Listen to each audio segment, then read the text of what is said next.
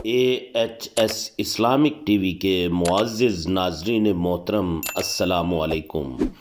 آج ہم حضرت یوسف علیہ السلام کے واقعے کی چوتھی قسط کے ساتھ آپ کی خدمت میں حاضر ہیں۔ ناظرین محترم، ایک دن حسب معمول بادشاہ نے دربار لگایا، مگر وہ کچھ پریشان سا تھا۔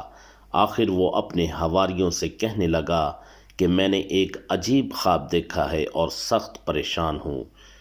میں نے دیکھا ہے کہ 7 کمزور اور مڑیل سی گائیں 7 موٹی تازی گائیوں کو کھا رہی ہیں۔ ایک طرف گندم کے 7 ہرے بھرے خوشے ہیں، جبکہ دوسری طرف اتنے ہی سوکھے ہوئے خوشے ہیں۔ جلدی سے مجھے اس خواب کی تعبیر بتائی جائے، میں سخت غمگین ہوں۔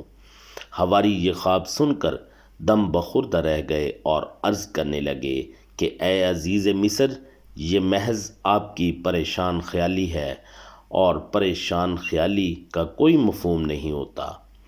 اس وقت بادشاہ کا ساقی جو یہ ساری باتیں سن رہا تھا، اس کو حضرت یوسف علیہ السلام کا خیال آیا، جنہوں نے اس کے خواب کی جو تعبیر بیان فرمائی تھی وہ حرف بحرف صحیح نکلی۔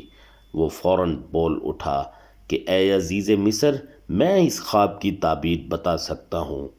بادشاہ بولا، تم کیسے تعبیر بتاؤ گے جبکہ بڑے بڑے دانشور لا علمی کا اظہار کر رہے ہیں؟ ساقی نے عرض کیا، اے عزیز مصر، دراصل قید خانے میں ایک نوجوان قید ہے۔ وہ بڑا نیک اور شریف ہے، اور وہ خوابوں کی تعبیریں بھی جانتا ہے۔ میں اس کے پاس جاؤں گا اور اس سے پوچھ کر آپ کو بتاؤں گا۔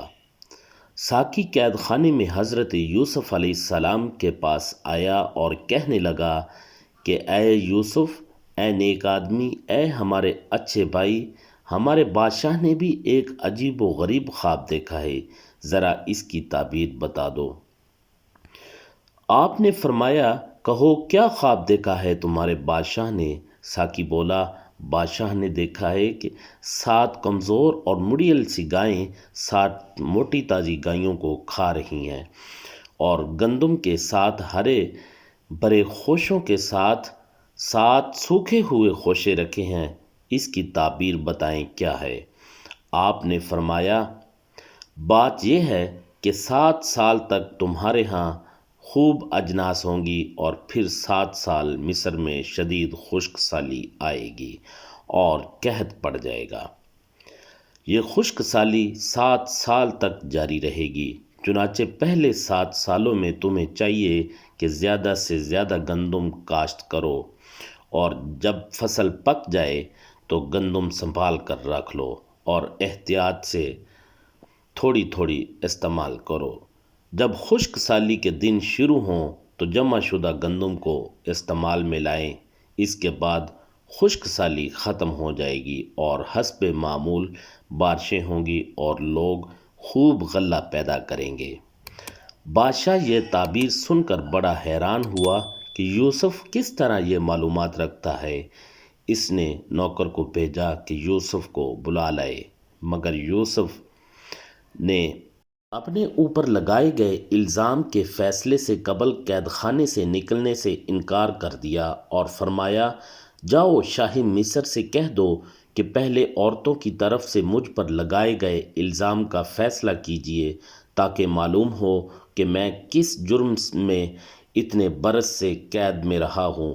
دیکھو، بادشاہ سے یہ بھی کہہ دینا کہ میں یہ فیصلہ اس لیے نہیں چاہ رہا ہوں کہ میری تعریف و ستائش ہو، بلکہ اس لیے کہ شاہ مصر کو معلوم ہو جائے کہ میں نے اپنے محسن شاہ مصر سے کسی قسم کی کوئی خیانت نہیں کی۔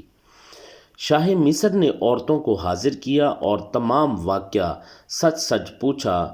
سب عورتوں خصوصاً ملکہ مصر زلیخا نے اپنی غلطی کا اعتراف کیا اور گواہی دی کہ یوسف بالکل بے خطا ہے، ہم نے دھوکے سے اس کو قید کرایا تھا۔